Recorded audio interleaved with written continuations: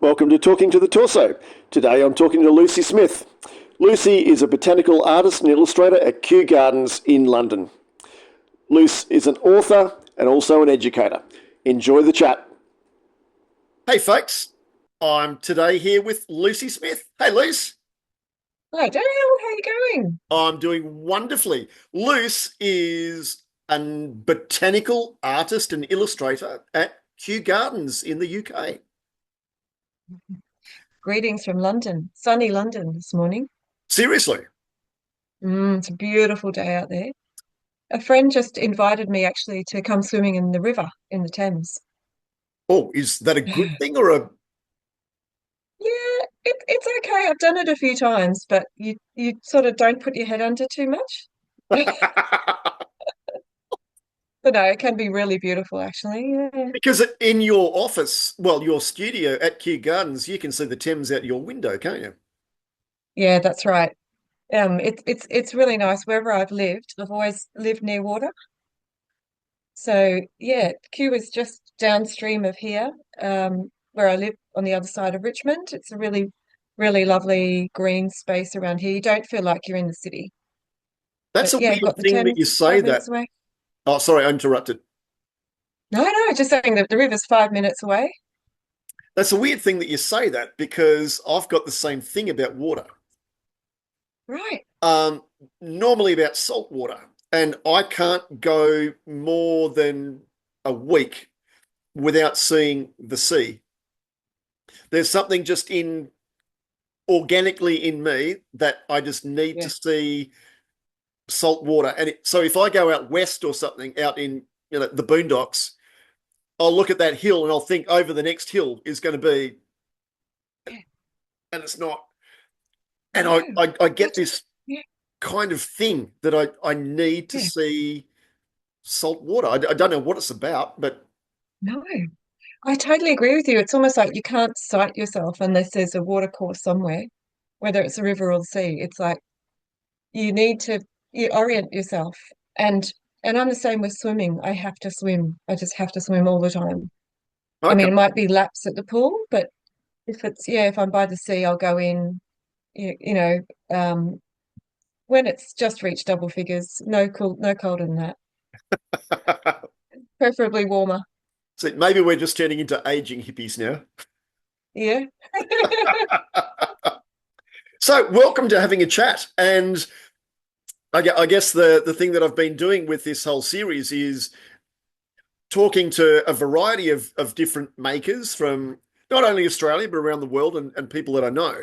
And I thought that you were a really interesting person to have a chat to because being an artist and painting and illustrations and all that, that is equally as makery as anything that any of the rest of us do, whether it's woodwork or metalwork or fabrication or, I don't know, ceramics. So, yeah, and I thought, wow, you've been doing this now for, geez, as long as I can remember. I mean, how long have you been with Q now? 25 years I've been here. Far out. And yeah, and if I look back and date the start of my botanical illustration life, I would say sort of 1993, 94, when I was at uni in Townsville. Yep. Yeah. So at least 30 years. So that focus when you were still in Townsville in North Queensland, was that more around the palms? I mean, that's been a bit of your claim to fame, I guess, hasn't it? Like in terms of the recording of different palms of like North Queensland and New Guinea, etc., etc. Yeah, when I was researching botanical art and illustration at uni, um, I just drew on whatever books were in the library. There was no internet back then. And learned that a lot of botanical artists developed a niche that could work with a particular group of plants. Like there was a woman called Celia Rossa who was painting all the Banksias in Australia. She was based Yep. in Melbourne. Okay. And I just thought, oh, it'd be so nice to have a focus like that. And I asked around the people that I knew at uni from the biological sciences. Like they're really cool hippie people who loved going out in the bush, Yep. but they didn't just go out bush, they were really good at going, oh, look at that plant, this, that, and naming everything and knowing everything about the geography of the land. I really loved that. So I was asking around, could I go on a field trip with somebody in North Queensland? Yep. And there was a guy called Steve Scull who was going to Hinchinbrook Island to record. Oh no, he was doing fire studies. He was like burning patches of bush and seeing how to keep the mosaic of habitat types there. So I went on Okay. his field trips with him, and Wow. that's kind of how I got into plants. And then I got into palms by working with a palm botanist who was looking after the Townsville palmetum. So with me, it was a case of, oh, let's put out feelers of curiosity about getting involved with this, and then that would lead to somebody else mentioning, oh, I need some people to draw palms, which led to somebody else. So it was all these lovely little coincidences and connections that I made.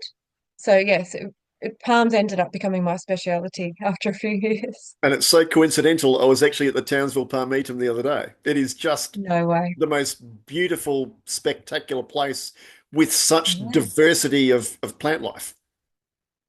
I can't imagine I must go for a visit next time I come back because I haven't been there for years. And I remember when a lot of those palms were just seedlings, It's big, you know. as in high Yeah. and thick. Well, there are some huge, huge species there, like Corypha and Borassus. And I remember when they had the first foxtail palms, the notorious foxtail palms, which are only found up on Cape York Peninsula, and there was this big smuggling operation um, where they were getting $10 for one fruit. And I remember their foxtail palm trees had big cages, locked cages around the fruits to make sure no one would steal them. So yeah, I'd It love to was see it again. nuts. Yeah, Yeah. literally. Yeah, it was the equivalent of what's the pine in New South Wales? Oh, the Wallamai. The Wallamai. It was effectively the Yeah. equivalent of the Wallamai, wasn't it? Yes. Yes. Yeah. Yeah. Yeah. And such a stunning palm, such an absolutely stunning palm. But it's It so was it prevalent was now here everywhere. oh, it's everywhere. Yeah. Yep. Yeah. It's street tree, garden tree. Yep. It's good to see. Um, yeah, John, I forgot what I was going to say then about the palm but yeah, that's right. John, well, funny enough, you know how we're talking about connections and accidental things. Yep. There was a woman who was visiting from London who was trying out being a botanical artist. And I was put in touch with her through Betsy Jakes, who was then the Dean of Science at GCU and a legendary North Queensland botanist. And she put me in touch with this woman, Sarah, and she was, we were swapping notes. And then one day I was at the cafe near uni and I bumped into her and she said, oh, I've got to go back to London really quickly. Um, but we've got funding for me to do artwork for the Palmetum, but I can't do it. Do you want to ring this guy and see if he might be interested in taking you on? And that was John, who was in charge of the Palmetum. And I rang him and he said, oh, yeah, yeah. I want somebody to illustrate the palms of Townsville region. But that's what we came up with. And Yep. that started a really amazing collaboration for me working with him because I just loved being working with a botanist who would say, okay, this is that species, this is what makes it different. Make sure you show that the leaf does this, and make sure you show that the flowers do that. And I was like, oh, this is just what I wanted. I like serving people. I like being given a job and a problem to solve and to just go for it and ask lots of questions, But that's learn so learn a lot. amazing though, with where you are, and I guess with Joseph Banks, with his history with Kew, but more around Daniel Solander. Mm, And yeah, most people so don't know really about him, and he was more of the botanical artist on all oh, of the Endeavour voyages than Banks ever was. well, he wasn't actually the botanical artist. He was a botanist. So, Oh, seriously? um, Oh, wow. yeah, yeah. So Joseph Banks funded the scientific part of that expedition. He was really wealthy, and he had this retinue of gentlemen on board. So Solander was the botanist, but it was Sydney Parkinson who was the artist. Oh, right. Okay. Yeah. There Yeah, goes my and history down the toilet. there you go. You've learned something today. But You this is learned me lots, Luce. I learned you're good. This is exactly the kind of thing that gets hidden in history. Often Yeah. it's that illustrators don't always get the credit they're due. And in Parkinson's case, that's partly because he didn't survive the voyage. I couldn't believe it. Doing, I always knew about the Banks Florilegium, as it's called, which is this multi-volumed um, piece of work which wasn't fully printed in color till the late 80s. And it's Yeah, because called that Banks's wasn't probably Florilegium. published by Banks himself, was it? He started out doing it. He had all the plates engraved for Yep. engravings, but it was never fully printed. Yep. So it was finally done in the late 80s. Um, but Parkinson, he was really young when he went on that voyage, and he was really talented. And it was his job to draw all the plants that Solander and Banks were collecting on land, and then quickly record them because he didn't have cameras then, of Yep. course. Um, and then Banks or Solander and Banks would make press specimens of them that he could then use to finish the paintings later on. But unfortunately, like a lot of Cook's crew, he got ill when they got to Indonesia because they took on board infected water. So Water. they all had dysentery, probably had Yep. malaria as well. And like many of these um, sailors who'd managed to go halfway around the world and more and Yep. survive pretty well, they died after getting back to the Dutch, what was Civilization. then the Dutch Oh, settlement. Yeah, yep. yeah, in civilization. Isn't that So ironic? I know, exactly. Yeah. Having been in the middle of the middle of the ocean Bumfuck for all nowhere. those weeks. Yeah, exactly. Your words. No, I Um, say that on but here. but he didn't get to finish any of those drawings, so Banks had to commission artists back in London to make finished paintings from um, Sydney Parkinson's sketches, and then Wow. engravers then took them. So by the time they made it to engraved form, they looked a little. Some of them looked a bit odd because none of the two people in between have never seen these plants, so they It's a looked a little bit bit like that stilted. tapping on the shoulder thing with the whispering in the ear thing, isn't Yeah, it? yeah, Yep. pass it on. Yep. Yeah, pass it on. But I And feel I find that's so really, really bizarre yeah. because, like, Mm. as I said, I mean, I mentioned Solander, but I didn't mention who the Yeah, dude was. And yeah, isn't that a really sad thing for Australia's history? Whereas yeah, I think that I'm a little bit educated and I know a little bit about Australian history, but I'd yeah, made an assumption that who I was talking about was the right guy. yeah, And yeah, that's completely false. yeah, Wow. exactly.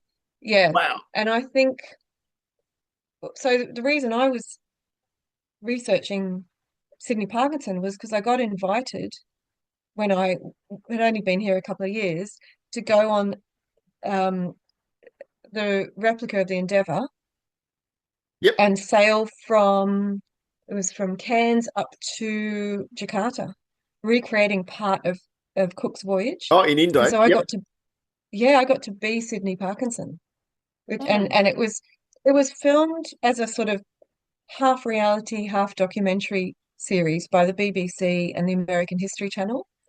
And it was a real experience. We Yep. had to live like 18th century sailors. Even I was told from the beginning, you might be one of the supernumeraries, which meant you were extra to your, oh gosh, watch group. I've really forgotten all the terms. So I still had to pull on ropes and climb the rigging and do all that, which was just such great fun. But then do the cleaning duty, we had all these rotas. Still had to work the And boat. then I could yeah, and then I could go and spend some time in the Great Cabin sketching the plants that we'd been allowed to collect Yeah. infrequently on shore. Now, there's another weird connection, Dale, because do you remember what I don't know if that's where we first met. Remember we used to go on the sails together. We did.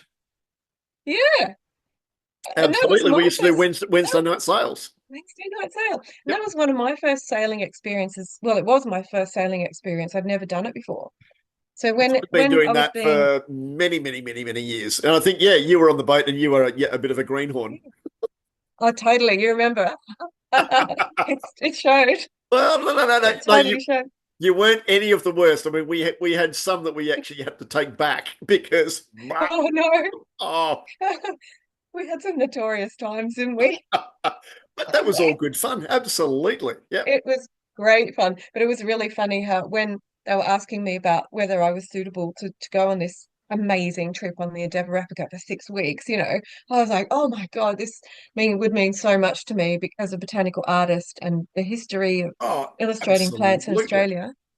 I was trying not to appear desperate, but I was. And they said, have you had any sailing experience? Like, oh yes, I used to go Oh, yeah, sailing. heaps. Yeah. If I Every remember Wednesday rightly, with champagne.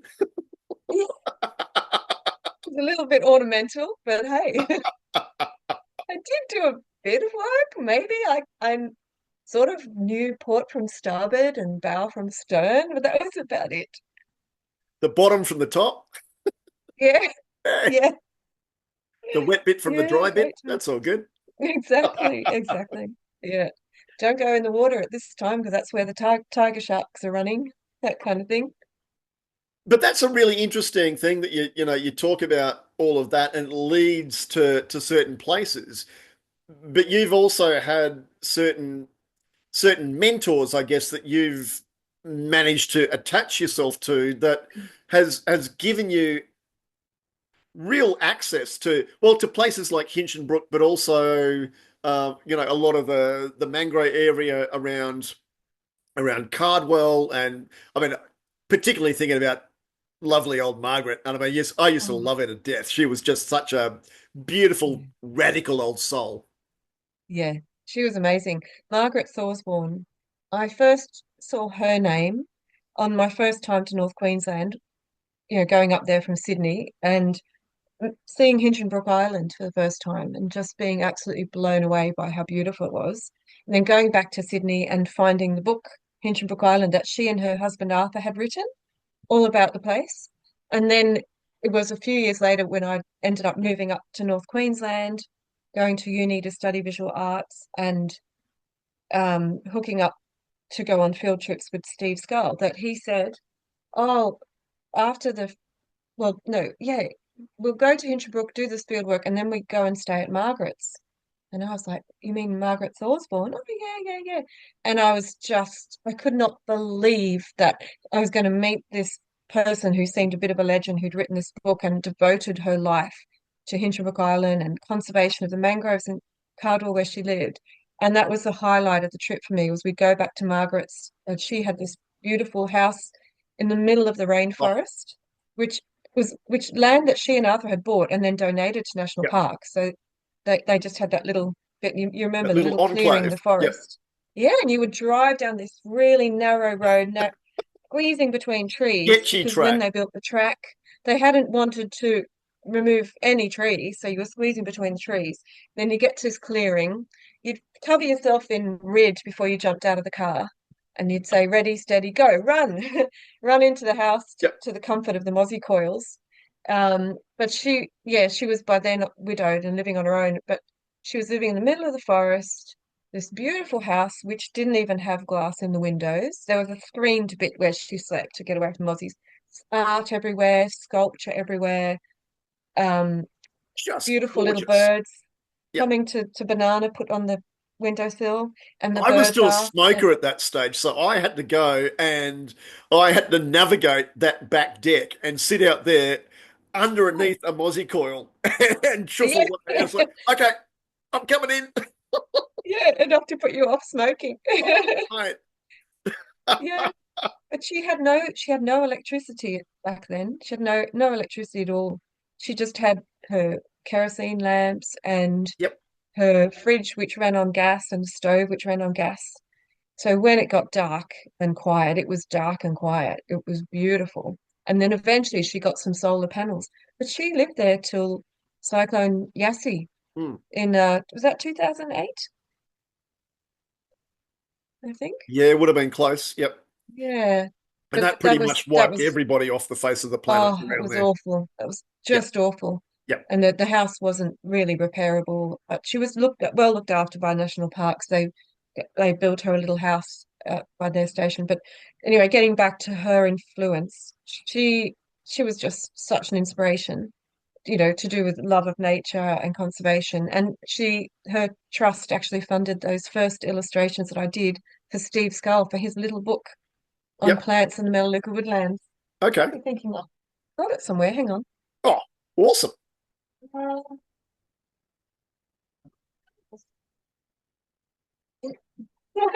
there it is. Isn't that cute? That How was my good's that? first ever job, Yep. like illustration job, was doing that little book for Steve. So when was that? So Late 90s, mid 90s? that was 1994. I think it came out in 1995. And then I finished that was my honours project, was plants in the Melaleuca woodlands, and I advertised myself as a freelance illustrator for James Cook Uni. Yep. And I got a few jobs, but ultimately I was full-time waitress and barista. Um, but then I was able to rent a really cheap room in the Townsville Mall in an old bank building, and the North Queensland Conservation Council's offices were underneath on the floor underneath, as was the Australian Festival of Chamber Music offices. So again, surrounded by really cool, committed, passionate people. The building exists, but none of the rest does there. What's there now? It's just it's almost derelict. Mm, Yeah, I know. that's really sad. Yeah, it That's really really is. sad. Anyway, I digress. But I just thought that I was so lucky that to be able to afford something like that. I think it was like $50 a month. And to have a workspace, Yeah, it works. It was the a first studio, time. effectively. Oh, the first time I'd ever had my own studio, and it was bliss. Just it made it enabled me to work as long as and as hard as I wanted. So yeah, I was doing a bit of teaching at the uni, I was being a waitress, but then I could just retreat to my room. Oh, you remember it? You came visit it, I do. Yep, and we go for a coffee down at the coffee spot in we the would. yeah. And then afterwards, we'd go for a glass of wine. But anyway, Yeah, yeah, depending on what time of exactly. day it was. There But were yeah, some lost days in those days because I knew I but could that always was come all back to about studio. that particular type of people as well. That we Yeah, so many of us gravitated together who had a very similar, I guess, life philosophy.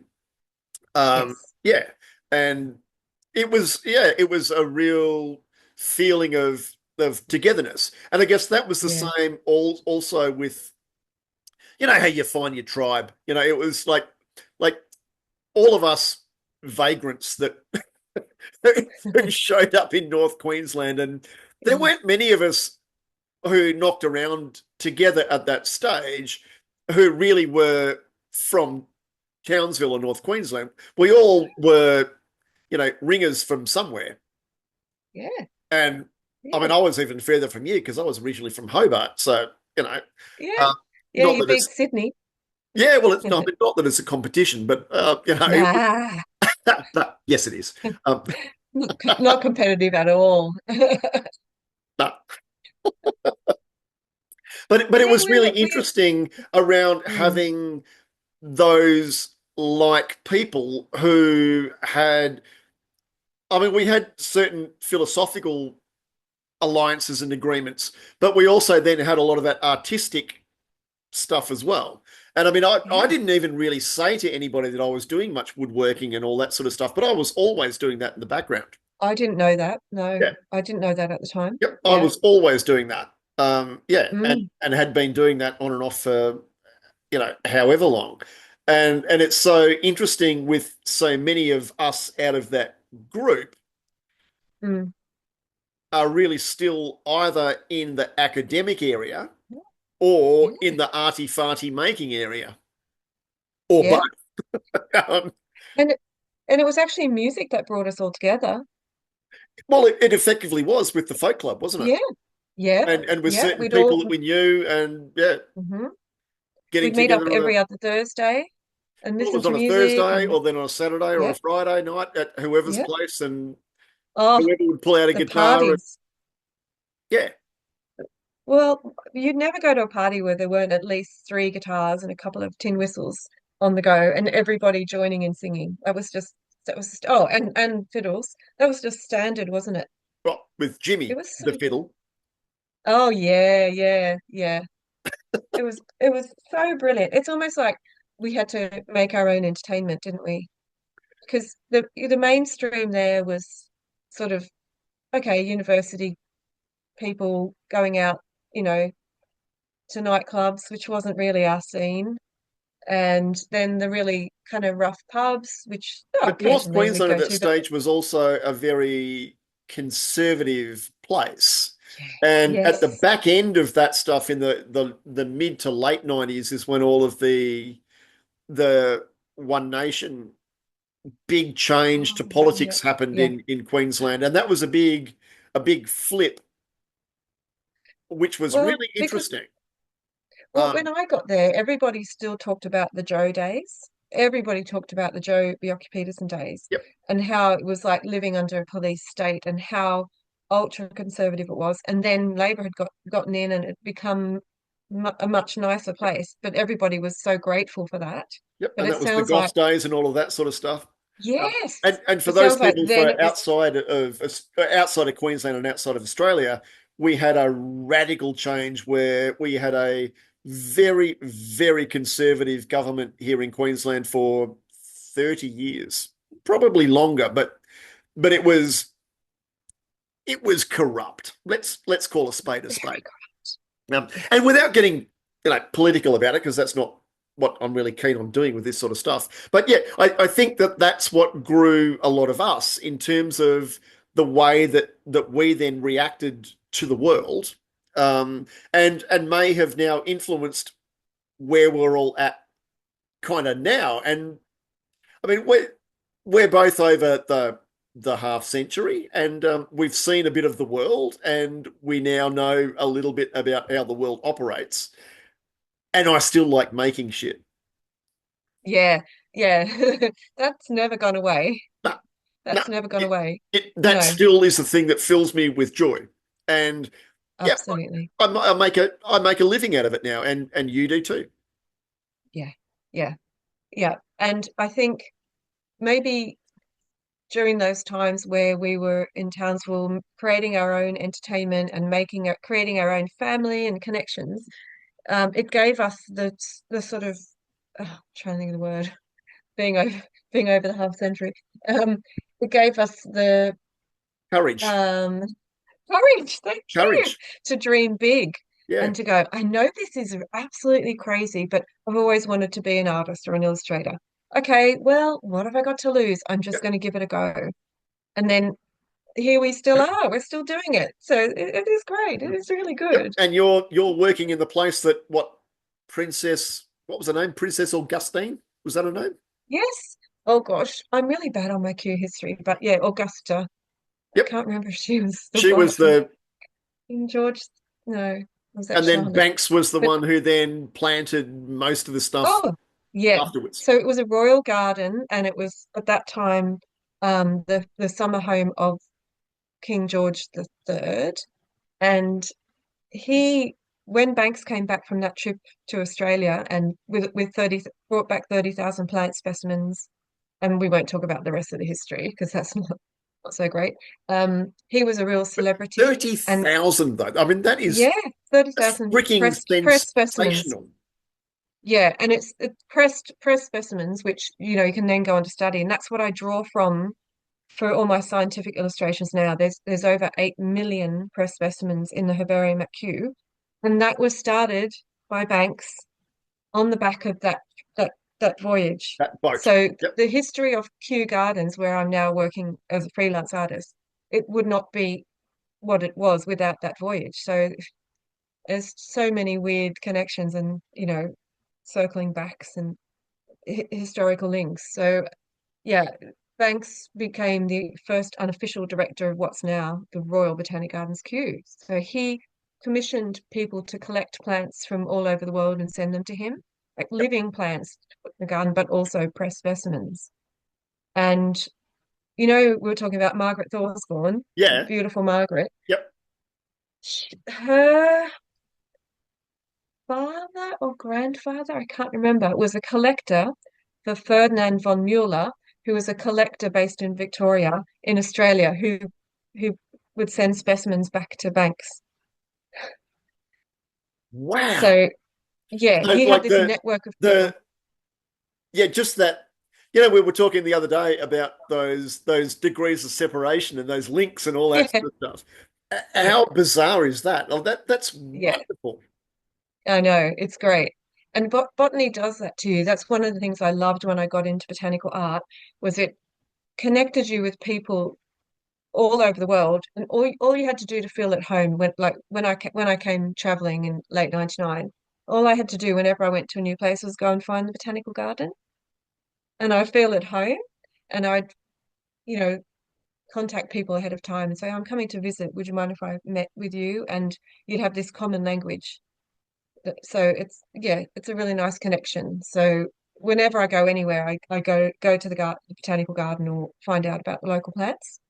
I do that a little bit like with woodworking as well, that if I'm going somewhere, it's like I'll catch up with somebody or I'll say to somebody, "Hey, I'm I'm I'm heading into town. Yeah. Would anybody be interested to catch up at whatever pub?" And suddenly there's bloody Yeah. 20 or 30 people. It's like, it's like, They all come oh, out of the woodwork. well, Fun, yeah, fun. boom tish. No, but you're right. It's that brethren, isn't it? Yeah, yeah, yeah, it is. And we all inspire each other, don't we, by having these crazy ideas and dreams and trying to achieve them. And then we see, oh, look what they're managing to do, and oh, And I don't I think can it do that. And matters what discipline that you're in. If you're watching people and you have admiration for people, and in some cases you have love for other people and all that sort of stuff, you just sit there and look at their stuff and go, yeah, yeah, "Yeah, I yeah, get it. I really yes, get it." Yeah. And yeah, I can't do there's no way I've got any level of competency in terms of anything that you do. But I vice have versa. a complete admiration of the fact that we're in this thing together of this creative space, and the world kind of needs to take a little bit of notice of what we're doing because we're fucking good at it. Yeah, It's true. it's good. I'm glad you can say that because I, when you're self-employed, you have to blow your own trumpet a lot, and you get embarrassed by that, and you don't really want to do it. But what's really nice is when you do start speaking to people outside of your field, and they say, "Oh, you're really good at this," or "That's amazing," and you're like, "Really? Well, it's just what I do every day." You do take your skills for granted, and you Yeah, have good days and bad we're days, going to have to pick obviously. this one up because we're just dropped into the last minute. So you're right in terms of that whole end of the day, how we actually pay for the mortgage. It's about courage. If you're self-employed, you've got to be able to Yeah, sell yourself to be able to make enough money to support your family, pay your mortgage, do whatever else you've got to yeah, do, and live a life that you want to be able to live. And I guess it must be said that in so many cases, we're pretty lucky yeah, because there are yeah, so many yeah, people who aren't able to do that or haven't got the skills to be able to navigate how to get to that point to get to a point where you can earn enough money to do yeah, this. yeah. And it's not. I'm never going to be rich from this. Like it's not. You know, you're not hugely well paid, but it's enough to get by. But um, what's the word? If you love your job, you never work in a day. You would never work a day in your life. It's called passion, And mate.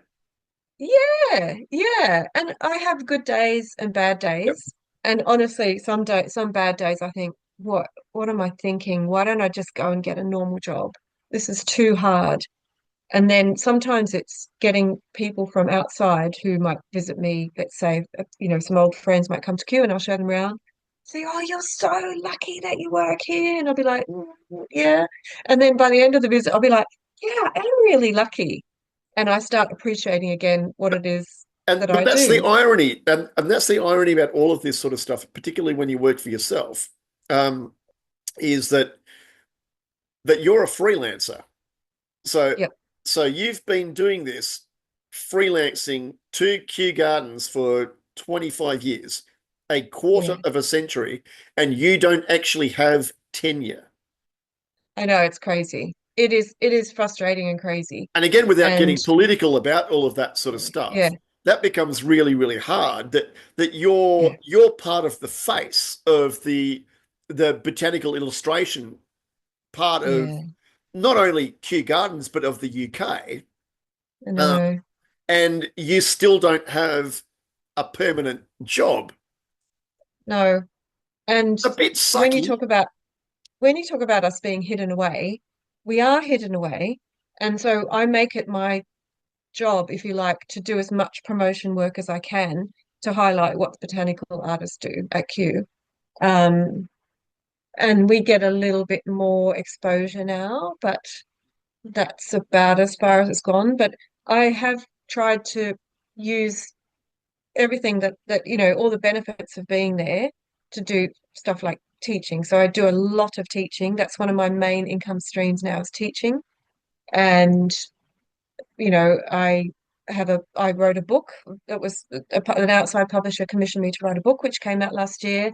They've got me to write another book. And also, I've tried to use the collections, the plant collections there as much as possible to do my project on the giant water lily. So this is one of the paintings. You can see it's actually quite big. It's quite Yep. far distance from me. No, it's a So whopper. Yep. it is big. I have tried to get the most out of the situation, even though I'm a freelancer. But you do still feel that the work of an artist isn't valued. It's not valued as much as it should be. Exactly. And Where, I will do exactly that. And I will then go and steal a couple of your photos from your Instagram or whatever, or your website, okay, and I'll put that into this to to promote you and show your thing. thank you. You Thank know. you. Like Yeah, like my book, cheeky product placement. It's, exactly. but but that But but that yeah, but whole that whole it's freelance existence thing. It's almost like the price you pay for living a dream life, isn't it? well, The- it is Why should it be because like that? It's a shame. well, you get up in the morning and you jump on your treadly and you go to your studio Yeah. in this most auspicious place in the world, Yeah. and you look out Mm. on the Thames River and you paint some amazing shit because you're good at painting shit. And hey, that's pretty It's all nice, right. isn't it? It's Yeah. pretty nice. Yeah. Yeah. Yeah. And I should give a heads up to my lovely husband, Aaron, who's a botanist, Yep. who I met at Kew. He's been incredibly supportive as well in that respect. So yeah, I always have to give him a bit of a heads up. Oh, absolutely. Because none of this happens generally in isolation. It happens, Yeah. you know, Yeah. within a within your tribe. And Yeah. if that's your intimate tribe, then Yeah. that's sweet, isn't Yeah. it? Yeah. Yeah. Yeah. Yeah. And you've got your fellow artists and we really support each other. All the other, especially in the botanical art community is very, very supportive. Um, People are always, bigging each other up and helping each other out. It's a really nice community out there. I guess Hey, yours is the same. it, it is, and it can be, and sometimes it can also be a little bit bitchy, and that's also interesting because I don't get involved in that, and I don't care about it. Yeah, yeah, yeah. I hear you. Yeah, Yeah, I can relate it's to like, that too. whatever. Yeah. And There's a real, with social media and everything, which we use to our advantage because we need to promote ourselves. Except you want to get the balance right. You don't want to be a yeah, slave to it. Um, oh, I've forgotten. It's going to make it's almost you have to tread a fine line between being overwhelmed by what everybody else is doing and being influenced to do certain things because that's what people want to see, and then just going back into your little cave and getting on with the things that drive you and and motivate you. So, with me, it's a mixture of doing the freelance illustrations for Kew, which I just have to knuckle down and concentrate and do, and my own work, And like that's the work. painting Yep. behind me. Yep. Yeah, but you really need to protect your physical space and your headspace. Do you know what I mean? Oh, absolutely. I mean, I had a like I've got this interesting paradigm where I'm happy to go and have an exhibition of my work, but I'm not happy to go into the show. I don't Right. I don't Okay. I don't need to compete against Yeah. anybody else, and I don't need to have my work ranked against anybody else because I just don't have that need. It's just Yeah. not something that even interests me. And people Mm. go, "Oh, but don't you want to win?" It's like, "But win what?" Yeah. Yeah. Yeah. I'm not Yeah. winning. I'm only winning by defeating someone else. Yeah, that's true. That's true. I mean, it's nice to get accolades because they give you recognition to But some degree. awards shouldn't be necessarily given by Mm. having to go into something. Awards are what are given when your work is put in front of other people and then they give you the awards. That's the Oh, stuff yeah, that's yeah, yeah. nice. Yeah. Yeah, That there's a difference there. yeah, Yeah. exactly. Yeah. Yeah, that there is definitely a difference there. And Um, a lot of people don't, but look, I've got all this touchy-feely thing that I have about I don't sign my own work. uh-huh. And I've got a very philosophical reason for not doing that. And it's wood-based and hippie and all that sort of stuff. And I don't care what other people think. Doesn't matter. Honestly, That's it doesn't great. matter. And they go, "Oh, but it's so anti-commercial and it's so against, you know, how you can make money." It's like, "Yep, Oh, that's great. yep, Yeah. you're right." And Yeah. I still don't give a Yeah. flying farnacle about it. Yeah. I Yep. mean, that is great. It's a bit of a luxury. Maybe your other work can It's a support you enough choice. that you don't. Yep. Yeah, yeah, And yeah, I'm boutique enough that I can do that a little bit. And it's yeah. also about that funny thing that I had it a little while ago that I started to see some of my work coming up on the second market, the grey market. Okay. And not just here in Townsville, but in like Melbourne and Sydney and whatever else. And my work was starting to go for more money than what I'd sold it for. Wow. Wow. And it's like, oh, hang on, Yeah. hang on, I'm still alive. Mm-hmm. And now people, because I've got my name on it, and there is pure Uh-huh. capacity to be able to have the knowledge that yes, that was me. Yeah, and it's like, Oh, no, hang interesting. on, no, hang on, I don't want that. Well, Um, you've got no control over it once it's out there in the world. no, I You've got don't. that there ends your control But over over your creation. if my name's not on it, Yeah. it's What would far broader. Like in terms of trying to pull that back, in terms of them trying to say this came from yada yada. yeah. Get it? Do, do you not want them to know it was by you? I Or I don't care. okay, okay. Oh, No, I honestly, think that's like I that is don't very care. pure of you.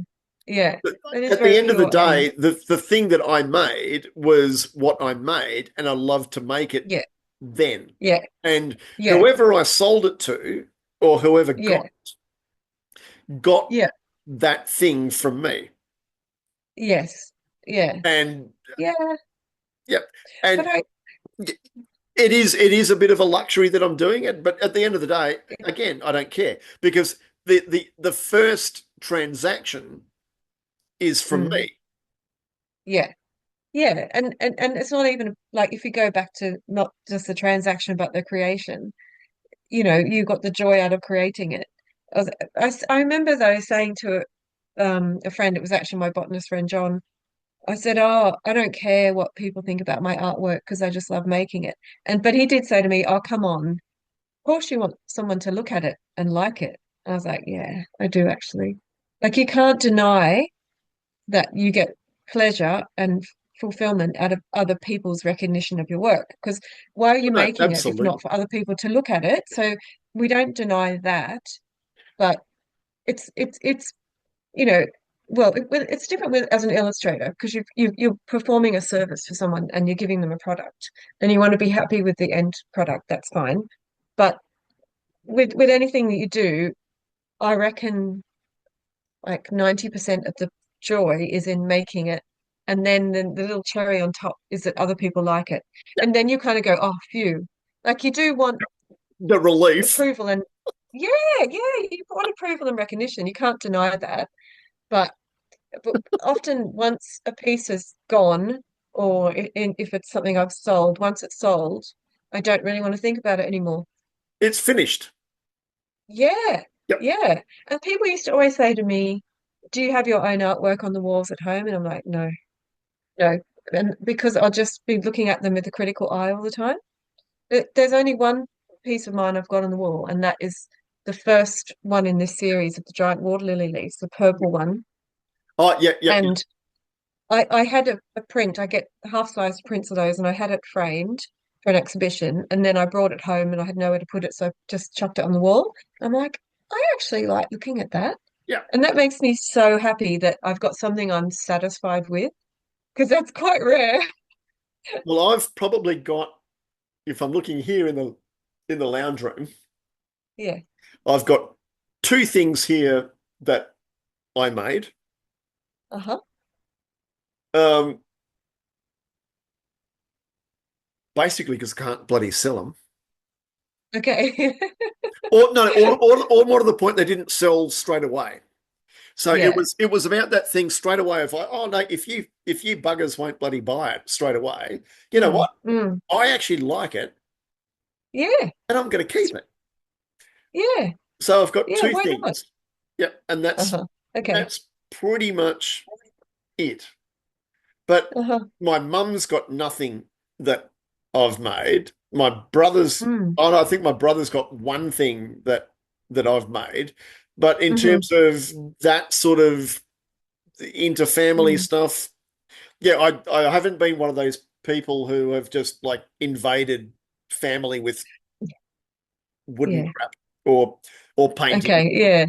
Uh, you know Yeah. what I mean? I mean, members of my family have got some of my prints on the walls, and that means a lot to me because I think, That's oh, awesome. hopefully you're not just doing that to be kind. I hope you look like looking at it, but I think family is unusual in that they won't blow smoke up your ass, so to speak. They That generally they're not. don't, hey. They do. They're really hard on you, Oh, actually. Yeah. yeah. And I'm talking about my extended family, my parents, my sisters, etc. But my husband and daughter, they're almost as bad. And I remember when I was doing the first big leaf over lockdown, so the one that's like this but purple, um, I I would be working on it every day, like 3 months at a time. And it was amazing to be in that headspace. That's the first time I'd ever been able to just spend all that time on one painting, which is why this one's not finished, because I'm back to normal life now. Yeah. No more lockdown. Every day I'd just be painting it, playing the same albums over and over again. And my daughter was in her room doing her thing, and she would say, "Oh, Mum, you know that band has a new album out?" And I'm like, "No, I didn't know that." She goes, "Well, can I give it to you? Because I'm sick of hearing this one." But because they were the only people around, I'd say every couple of days I go, "Can you have a look at the painting? Can you see can you see what I've done?" And they go, "Hmm, it's such a big piece. It took so long." I'd say, "Oh," I'd say, "Can you see a difference?" They go, But just "Yeah, but they were just lying." up in that corner, up around there. Yeah, they were just lying. They're like, Yeah. "Keep Mum happy." Oh, it Yeah, looks just tell fantastic, her. Luce. It looks Yeah. Oh, yeah. amazing. It's so different. It's so different. And they make smart comments all the time. So they really keep you grounded, don't they? I don't know if your kids are the Hey, same. speaking of being grounded, tell Yeah, me yeah. about so Mr. Attenborough's 90th Oh, birthday. Tell me oh about yeah, Sir David gosh, Attenborough. yeah. So he just turned 99, I know, and 9 years. the old bastard. Yeah, Sorry, what a legend. He I'm. only lives around the corner. He lives around here. Is he your Yeah, neighbour? I'm not.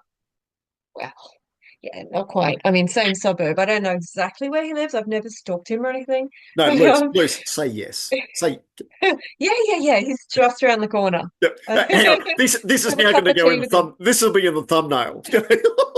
So Yeah, David David Attenborough is Attenborough my neighbour. is he's not only my neighbor, he's one of my best mates. Legend, legend.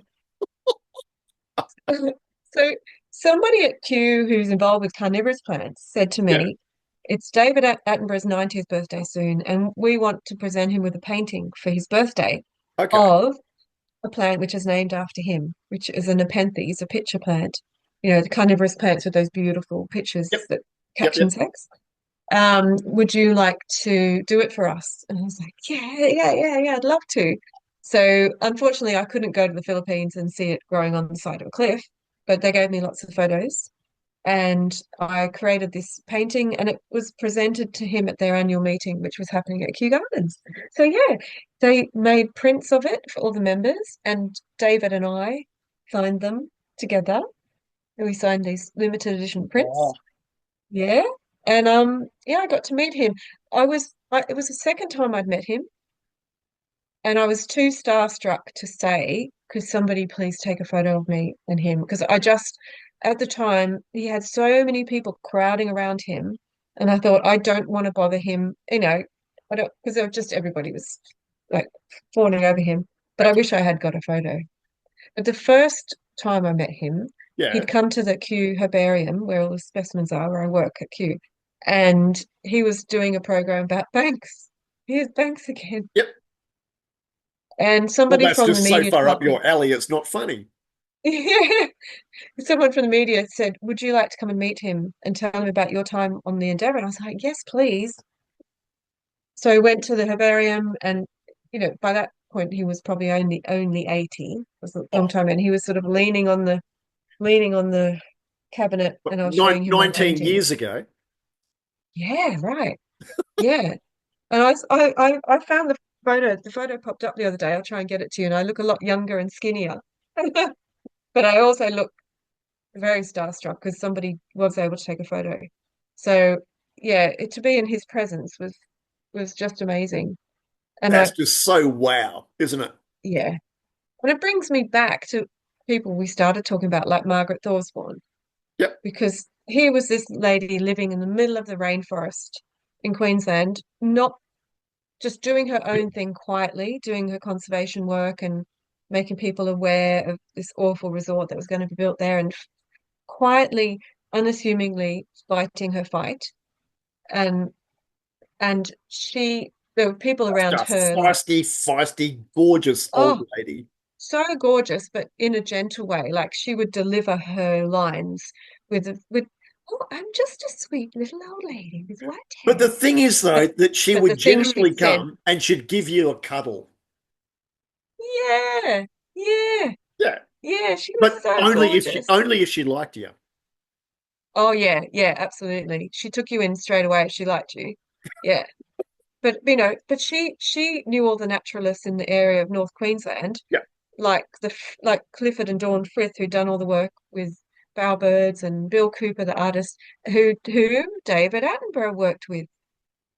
He'd been to the North Queensland rainforest, and he'd written about it and promoted it and helped in the fight against the Port Hinchinbrook resort that we're all fighting. And But isn't that all the weird degrees of separation? yeah, yeah, but we're not really separated. We're just normal people. They're just normal people who happen to be passionate about nature. Yep. And that's it. But it was so It's weird. very basic. I was talking to another guy that I know, Damien, and he makes he makes shields, foam shields for kids in hospital, Uh-huh. and then he's he's met up with some other people who are are cosplayers, and Oh yeah. they make cosplay weapons, and they've gone Uh-huh. to they went to Los Angeles and they won some amazing cosplay thing of the Huh. freaking cosplay weapon of the year or whatever Like else. Comic-Con or And something. they met Yeah. up with then Adam Savage, and then they Mm. went to Adam Savage's cave, and Mm. then Adam Savage came here to Australia about Yeah. 6 months after that. Pardon me. And he was in their workshop, Yeah. and up on the wall the timber skateboard mallets that Damien had made, and he'd asked specifically about that. It's like Oh wow. all these Yeah. Yeah. degrees of separation of, Yeah. Yeah. yep, of That is amazing. this little 3 foot ex-Tasmanian sitting now in North Queensland talking to this Yeah. chick who is a guru in London in Kew Gardens, Yeah. who has had a Oh, I could conversation talk. with David Attenborough and given I could him talk a about. birthday gift. Yeah. Yeah. It's pretty crazy when you stop and think about it, isn't it? Like it is actually quite mad. I like it. But Yeah. maybe that's us just getting a little bit older and we've had a chance for that to happen. But Yes. I don't think though that unless we were lucky enough to go Mm. through our story and the people who we kind of were aligned to, And clicked with. we've Yeah. ended up in this sort Yeah. of stuff. And we've always ended up being makers. Yeah. And none of us have had this linear life. It's always been, we've all had our minds open enough, I think, to take this opportunity and take that opportunity and take this river branch and that river branch. And um, if somebody was to say to you, how do I get your career or how do I end up like you? I'm like, well, I can tell you about, working hard and staying focused and all those qualities that you have to have and skills that you have to develop. But a lot of it is about just letting sounds now I'm going to be an old hippie, but letting a bit of magic happen and having that open mind and being open to people. I I think what you're saying is beautiful around that. And it's about having the balls to do it. It Put really into is. Dale speak. I love it. Sorry, but no, but maybe it is. It's about having Balls. Yeah, that testicular fortitude just to have a freaking crack. And I at know. the end of the day, how bad can it get? Because Yeah, you're only gonna be back to where you started from. yeah. You won't be It's any further back. So you weren't going to be any further back to being a waitress or doing yeah, bars. You weren't going to go yeah, any which I further loved. back than that. No, no, I loved that. I loved that feeling that whatever I was doing, I was going to do a good job at it. And yeah, what did I have to lose? Nothing. Nothing. That's freedom, isn't it? That's real freedom. It is. It's freedom and it's wonderment. And I think there's so Mm, much excitement around that. And I think what you've said is so wonderful for maybe younger people who are so scared about this stuff. yeah, It's like there's no manual no, to this. no, You know, there's no manual. And I think as maybe at our stage in life, oh, we we have to have the courage to tell young people that they can do it too. And I find myself in a contradiction sometimes because I've with gotten older with your and daughter. I am, yeah. Well, because I've gotten older and I am more set in my ways now, and I sometimes look back at the brave decisions I made when I was young, and I think, how did I do that? Ah. And then I remember that's because you were young and your mind was young and open, and you were good at leaping into the unknown. Be a little bit more cautious now. So, but you have to remind yourself that's what it's like to be young, and then don't let young people become old before their time and think that they have to have it all worked out by the age of 20. all worked out the age of whatever, and to know that it's okay to take a windy path I as long still as don't have you're it worked out. no, same, same.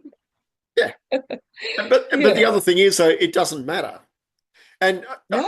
I'll still sit there and have conversations with my girls at the moment, and like Yeah. they're Yeah. in their no, Yeah. what do they call The it? The younger. tweens? They're like the Yes. eh, Yeah. oh, Uh-huh. What about dad? I love it. Yeah. But It's healthy. but It's it's but healthy. it's but it's a joy.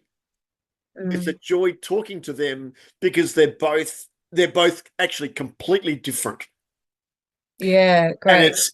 it's the challenge in terms of all that stuff that they say to me is like, does it matter? Oh, of course, Uh, th- of course it matters. yeah. But Yeah. but at the end of the day, Yeah. does it really matter? You know, Yeah. and I Yeah. hate I hate you, Dad, followed by the next couple of days later. Oh, yeah, Yeah. I kind of love got your you. point. Yeah. Yeah. Yes. Yes. Resist, resist, resist, and then go away and think about it and go, well, actually, yeah, you're right. Yeah, that's really nice. It's really nice when that happens. You're like, yes. Yeah, I know. That little bit of white hair that I've got now, it's Yeah, bit of wisdom in the beard. it's been earned a little tiny. Yeah, yeah, yeah, yeah, absolutely. Absolutely. Ah, Well, Luce, it's been an absolute bloody pleasure.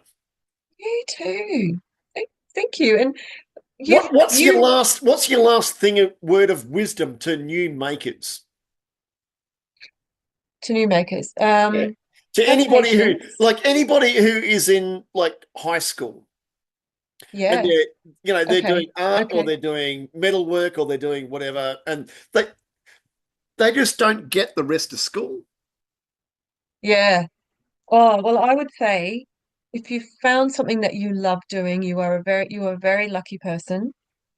Yeah. It takes time to develop skills, and think of that as a gift. Don't expect everything to come to you overnight.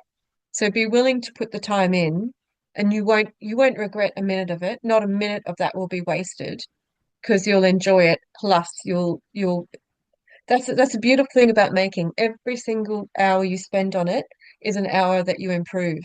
So you rarely go backwards. Yeah. You really, even if I do a crappy drawing, I've learned something from doing that drawing. So I can turn the page and start a new drawing, and everything's going to be all right. So yeah, stick with it. Know that it's going to take time, but that time is well invested. And I don't know, eventually you'll become really good at something, and that's an honor. Absolutely. And it's an honor to yourself, not only to anybody else. Like it's an honor in there. Oh yeah, and nobody can touch that. Nobody can take that away from you. Yeah, Yeah. it's a gift. And It's you're like what I inspiring do. me again. It's like what I guess I do with some of those kids, like Mm. make something you'd be proud to give to your nan. I It think that's a great philosophy it's to go no through much life. more difficult than that. Yeah, Mate, yeah, yeah, if I had have been like 14 or 15 or making whatever, and I did, I made stuff for yeah, my, but I made it to a quality or a standard that I knew that my nan would like. yeah, And yeah. if you can't make it to that standard of gifting your nan, well, maybe that might not be the avenue for you. True, true, true. And In often, but in that avenue, it might be something different. yeah, and often, if you're banging your head against a wall, then sometimes that's life telling you, or just telling you that, okay, that's not going to work for you. You need to take a slightly different direction. That's all right as well. Put Like it you got to down. force things to a point. Yeah, exactly, Yep. exactly. Do you And still do and that? yeah, but often I come back to it after a week or so. Yep, but Or it's still that period of time that you've put stuff away and just gone, no, I just can't deal with that. I've just got to put Oh it yeah. down, and I've just got to move to something different for a little while, and I'll come back. Oh gosh, yeah. Yeah, I think that's Yep. why my work balance works because I do have all these different projects on the go. And so I can go to one when another's failing. And I'll be on the floor sometimes with, oh, I've ruined that painting. It's a commission I've got to finish now. I've ruined it. It's awful. And then it's because I've had some bad days. I've had too much else on my mind. So I'll leave it for a week. I'll come back and I'll like take the cover sheet off and go, oh, That's not this too is bad. okay. I'm going to spend a few calm hours where I'm not Yep. panicking about this, get back into the zone, the zone.